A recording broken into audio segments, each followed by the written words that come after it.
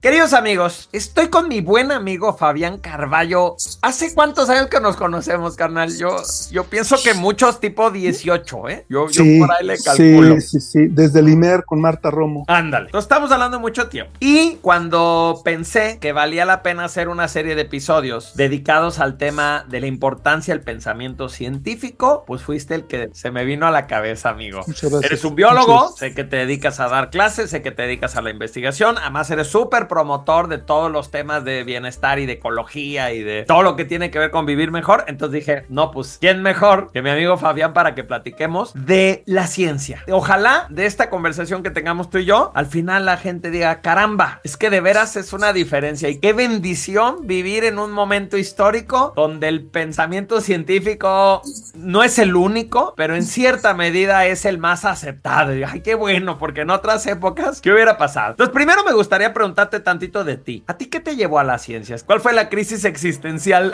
que te pegó tan duro que terminaste siendo biólogo? Cuéntame un poco tu historia. Yo, para comenzar, me maravillaba la vida en diferentes formas. O sea, me recuerdo a mí mismo a los 2 años sentado con un libro de animales que me compró mi mamá, que no podía leer yo, pero tenía tantas imágenes y yo así como... a mí me maravilla las formas, los colores, los patrones, la forma de ser, de estar, de comportarse. Hay muchas cosas que me maravillan. A mí realmente me maravilla el mundo y sus criaturas. Quiero aprovechar esa observación para hacerte una pregunta. ¿Daría la impresión ser un científico es como ser escéptico, que se interpreta como ser frío, como distante? Y sin embargo, tú ahorita usaste la palabra maravilla. A pesar de que sabes pues más que la mayoría de las personas sobre biología, ¿te sigue maravillando? ¿Se sigue Totalmente, todos los días. O sea, es una cosa, por ponerte un ejemplo así de lo último, así, un chiquito. Salí en la mañana todo desvelado a pagar al señor de la basura, que más bien son los señores de limpia, que son los que limpian.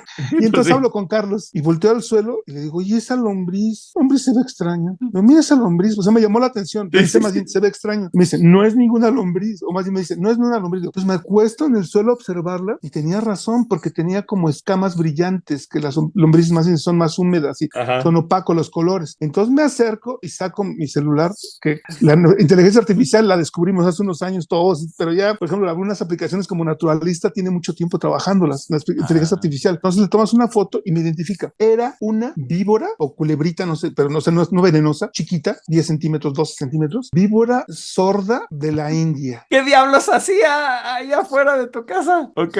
Y entonces, exacto, yo la recogí y dije, wow, ¿cómo estamos haciendo que viajen los organismos de un lado para otro? La tomé, la registré y entonces, y aparte me maravilló porque los dos estábamos observando algo y estábamos muy interesados. Entonces, cosas como esa no te pueden dejar de maravillar. O por ejemplo, las plantas. Me acuerdo una vez estaban en tu casa y entonces estaba un arbusto y estaba una campanita o lo yuki rodeándolo y de repente vi que estaba apuntando, endureciéndose y girando para alcanzar mi balcón. Mi balcón estaba a 2 metros y yo dije, eso fue mucho antes del boom de las plantas, que nos comenzaban a platicar mucho de las plantas. Entonces yo dije, las plantas piensan y tienen sentidos, o sea, porque ella dijo, yo quiero llegar al balcón, voy a invertir energía para tiene una llegar. intención, ¿no? Y decir, pero ¿qué no se supone que estas cosas pues no tienen cerebro? Y luego entonces...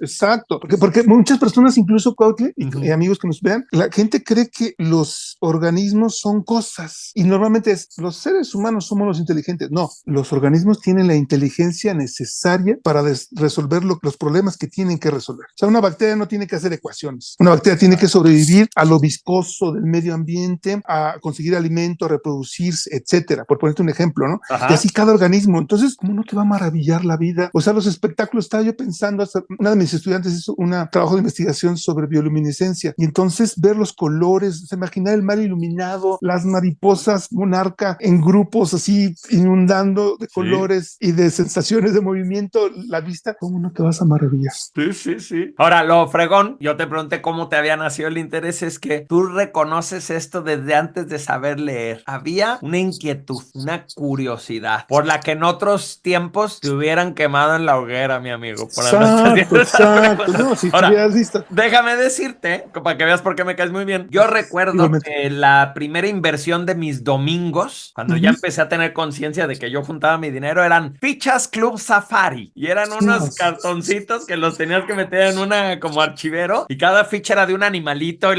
no, bueno, a mí me apasionaba y entonces luego yo sacaba como datos datos así curiosos en la mesa que a nadie le importaba, Fun ¿no? fact, fun fact.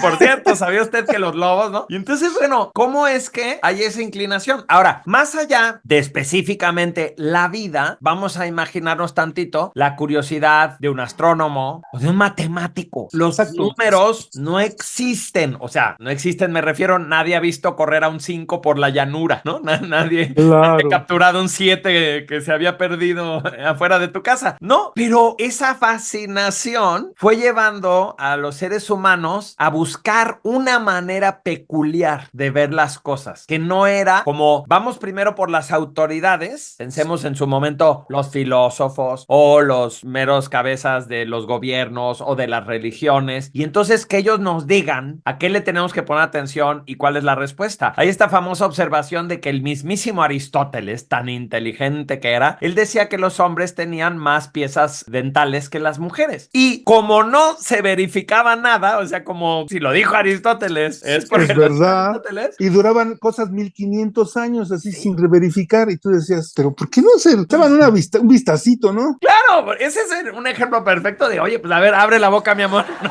déjate las cuento, déjamelas, cuéntamelas y vemos, pero no. Entonces parece bobo, pero el pensamiento científico realmente cambió a la humanidad. Porque para empezar, ¿cómo se le debe llamar a eso? Aparece el empirismo, aparece esta Exacto. postura Para el de, a ver, empirismo, los orígenes de la ciencia en parte de la occidental. Y te platico algo que a mí me gusta mucho. No sé cómo nombrarlo porque no soy especialista en este tema de historia de la ciencia, filosofía de la ciencia, pero he pasado por muchas cosas. Por ejemplo, a mí me maravilla la ciencia, la consideramos como lo occidental. No tomamos en cuenta, por ejemplo, a los árabes que hicieron un trabajo brutalmente hermoso e impresionante. Hay sabios que fueron allá. De hecho, no lo seguimos tomando en cuenta normalmente. ¿cierto? O, por ejemplo, algo que yo les digo a mis estudiantes es que siempre pensamos en el mundo occidental, pero, por ejemplo, los mexicas y los mayas tenían una clasificación natural del mundo vivo a partir de elementos utilitarios o funcionales. Por ponerte un ejemplo, mexicas. Los mexicas tenían sus palabras que iban acumulando palabras. Por ponerte un ejemplo, ¿cuál es lo dulce? Zapotl, como zapote, ¿no? Zapotl, y juntabas más palabras. Entonces, era una clasificación de la naturaleza de una forma natural, Ya. utilitaria. Entonces, ese ejemplo sería que su manera de clasificar las cosas comestibles tendría más que ver con a qué saben. Si es picante, entonces son todos de este grupo. Exacto. O si son fibrosas Ok, es zacatl, zacatl. ok. Entonces todas las plantas fibrosas son zacatl. Y los, ¿cómo se llama? Los mayas, por otra parte, tenían la clasificación así como que el nombre era, esta mariposa se para en una flor amarilla que hace tal cosa. Y a su vez tenían clasificaciones del suelo que algunos malpensados dicen, oye, es muy parecida a la clasificación actual occidental, qué interesante, qué avanzados. Algunos malpensados dicen que lo tomaron, lo guardaron y lo retomaron. No lo sabemos, pero lo que sí, tienen una clasificación en los mayas de los suelos altamente avanzadas. ¿Sí? Entonces ese pensamiento abstracto de querer ordenar y clasificar el universo lo hemos tenido los seres humanos desde hace mucho tiempo. Y por último, algo que te quiero agregar, los números. Los números, si bien es cierto que no los vemos, que son ideas, por alguna razón están metidos en nuestro cuerpo en diferentes formas, como ya sabemos, la serie de Fibonacci, o por otra parte, por ejemplo, los pericos saben contar, las palomas saben contar y tienen conocimiento de los números naturales, incluso del cero. Ajá. Y echen un vistazo al perico Alex, que bueno, ya falleció, pero hacía unas cosas que tú decías, órale, o sea, eso existe en el mundo y solamente le hemos puesto nombres, lo hemos clasificado, organizado, artificialmente separado, pero está en el mundo. Y por último, agrego un elemento que a mí me maravilla. La biología la adoro porque es transversal. La biología está surcada por todo, desde la astronomía, desde las matemáticas, por supuesto, la incluso química. la contaduría, la química, está metida en todos lados. La biología es la metiche del mundo. Me encantó esa observación. Sí, amigo, a ver, yo te voy a decir algo que a mí me dijo mi amigo, colega, maestro, ya fallecido, Armando Pérez. Cuando él hablaba, porque él hablaba bien padre del conocimiento de los mayas, de los aztecas, de la piedra del sol y así, ¿no? Y entonces muchas veces le decían, qué bárbaros, estaban más adelantados que lo que ahora vemos y todo. Y entonces él decía, mira, te voy a explicar por qué es que de alguna manera cuando hablamos de ciencia hablamos de la ciencia occidental, porque aunque sí tenían todos estos conceptos, lo que no tuvieron fue deslindar sus mitos, sus símbolos y sus observaciones. para ellos este tipo de cosas siempre venían aunadas a, porque el dios tal quería que tal cosa, ¿no?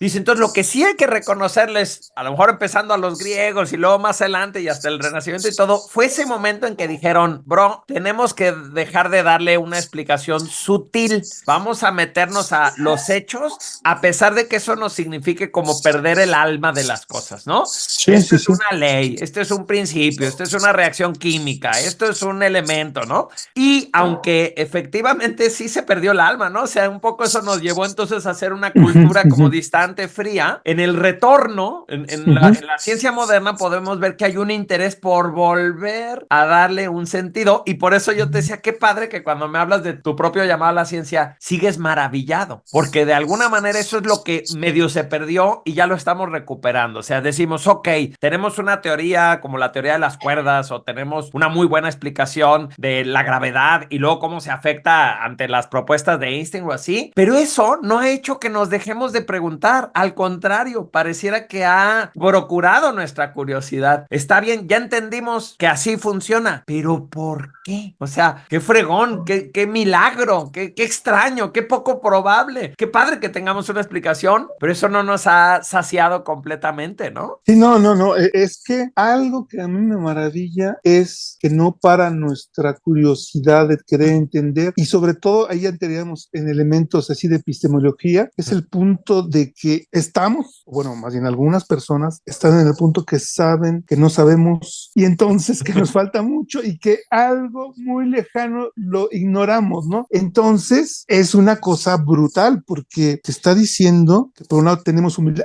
Algo que me gusta mucho de la ciencia, no todos los científicos lo tienen, pero de la ciencia en general, la ciencia nos hace ser humildes, nos hace entender que somos una especie más entre millones de especies y tenemos el mismo valor, genes, etcétera. Nos hace maravillarnos que nuestro planeta es un puntito en el universo. O sea, un planeta que no podemos abarcarla con las manos ni la mirada es un grano de arena en el universo. O sea, imagínense, o sea, es brutal nuestra pequeñez y cuán infinito quizás es el mundo. Entonces, ¿cómo no Pero maravillarse de eso? Fabián, ¿eso te hace sentir a ti agradecido, impresionado? Porque otras personas podrían pensar al revés. Podrían decir, no, pues qué horrible, ahora que entiendo que soy un puntito, un granito y curioso, ¿no? A mí me parece que la ciencia no nos hace indiferentes, al contrario, nos hace como maravillarnos de decir las escalas, nada más de pensar las escalas. Y entonces yo de niño me acuerdo que tuve esta reflexión, parado junto a un hormiguero, de pronto dije, no me ven,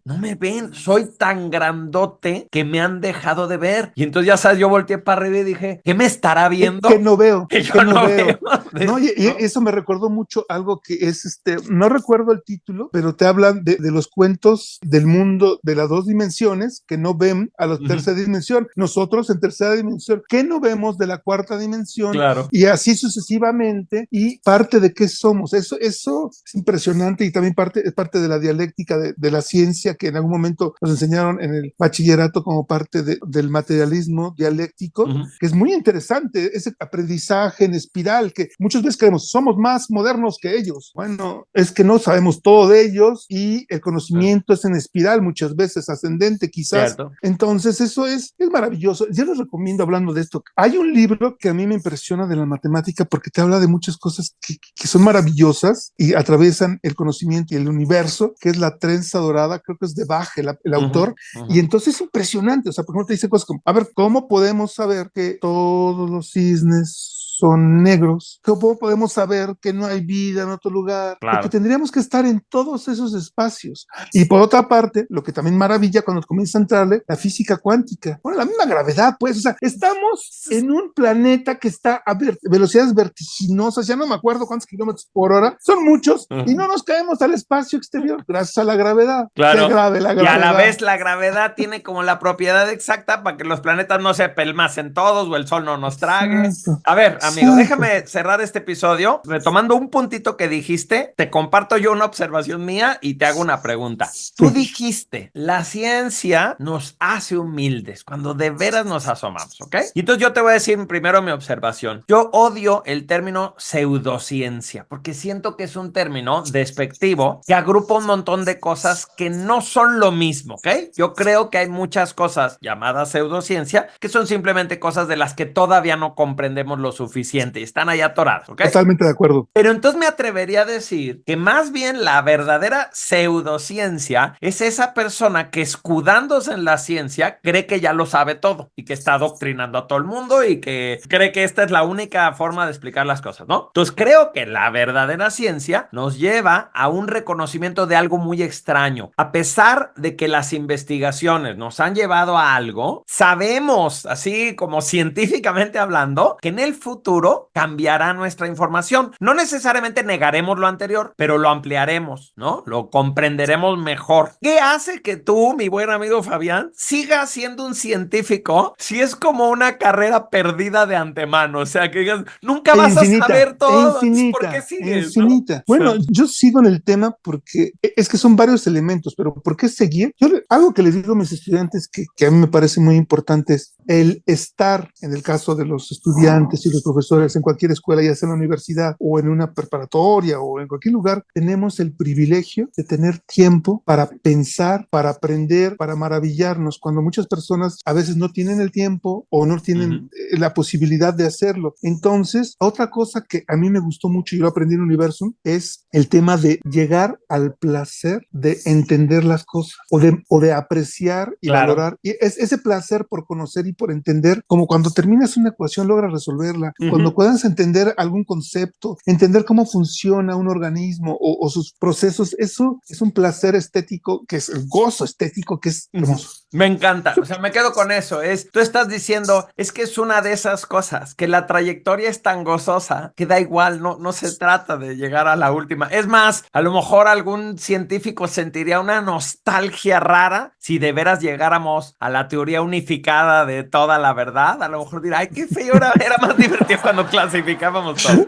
Amigo, lo dejamos aquí y continuamos. Quiero agregar un elemento más. Venga. Rapidísimo. Cuando hablas de esto de la pseudociencia, es algo importante que yo aprendí. La ciencia normalmente es como si fuera un huevo estrellado. En el centro está lo que todo el tiempo se está discutiendo, lo que está aprobado por los grupos, etcétera, es la ciencia aprobada. Y ahí investigamos y hay dinero para ello. Alrededor de ello está la ciencia de borde. Tenemos, por ejemplo, la sensibilidad de las plantas, que en los 70 era así como que es una tontería y que los rusos investigaron, los rayos cósmicos y muchas cosas más que se sabe, pero no se va a investigar y que está allí esperándonos y que es maravilloso y que algunos tienen miedo o sencillamente no está aprobado o como tú dices, es como no voy a aceptar que no sé eso porque me causa ruido, como la gran incertidumbre que le causó a los físicos cuando apareció la física cuántica. Me quedo con eso, amigo, y continuamos esta conversación.